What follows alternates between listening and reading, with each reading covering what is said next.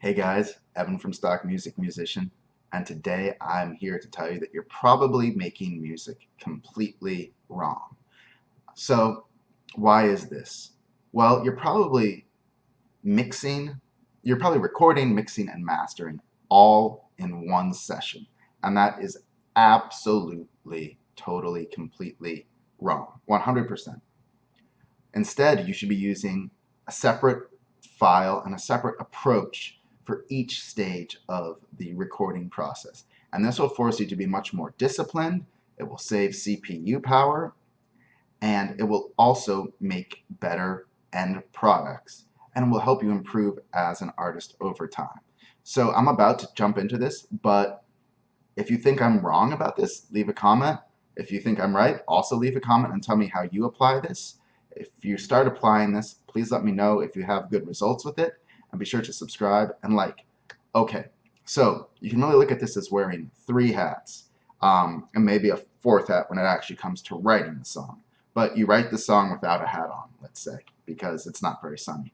Then you go to the recording stage and you put on your first hat. And when you're recording, what you're really trying to do is to make it sound as much like a professional recording as possible.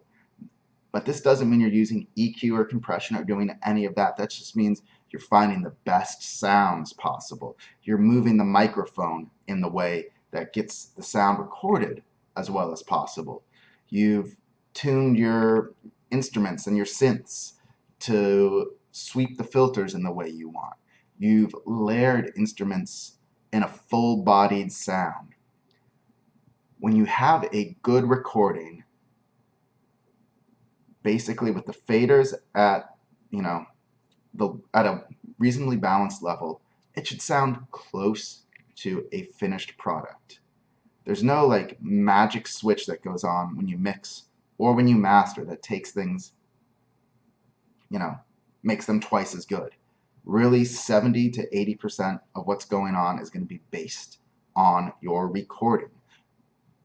So you need to get that stage right. Then once you've finished recording, what you're going to want to do is bounce those tracks out as individual tracks, get rid of and create a new session and import those bounced audio files into your new mixing session. So you'll close out the original song, take off your recording hat, and put on your mixing hat.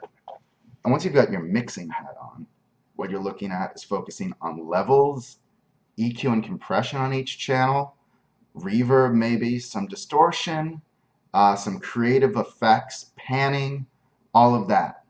But if you're saying, hey, my mix sounds too thin, or there's not enough low end, the answer is probably not to add 12 dB of low end or do anything on the mixing stage, but to take off your mixing hat, put back on your recording hat, and go and add something on the recording side, or change one of the effect or one of the sound presets to make it take up more low end, or add another layer to take up more low end, or if it's too thin, add pads in the background or something. These aren't problems that you're going to solve with 8 layers of reverb and delay. Your mix is just going to get buried and muddy and lost. So you've now applied all of these effects properly, EQ and compression, panning, levels, reverb, whatever, to your mix. And it should sound almost perfect at this point, right? You get it 70% of the way there in the recording stage. Then you get it to about 92.37% in the mixing stage. And then what you're going to want to do is bounce that out as a stereo file. Take off this hat and put on your third hat. But don't put on a Chargers hat because their loyalty is fucked. They're terrible. Let's get rid of them. They're awful. So you're going to put on your third hat, your mastering hat. And from there, what you're going to want to do is it's your last chance. Just think of these hats as really giving you the opportunity to focus on what's directly in front of you. So if you are not happy with the balance of things in your master, if there's too much low end, or if it sounds too high, you have to go back to the mix stage and fix it there. And if levels and EQ don't do it, then you have to go back to the recording stage and fix it there. And this is sort of about quality control at each stage and really knowing what you're trying to accomplish through each stage.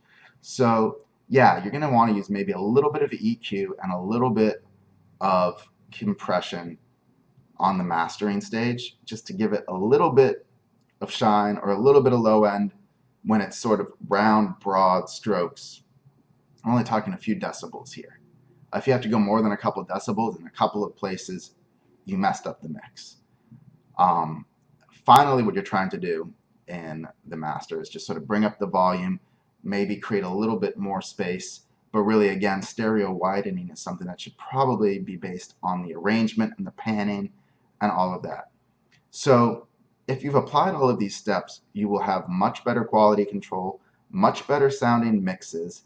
You will save a ton of processor power now that VSTs are available in Reason, because you're not you don't still have your like VST instrument synths running while you're in the mastering stage.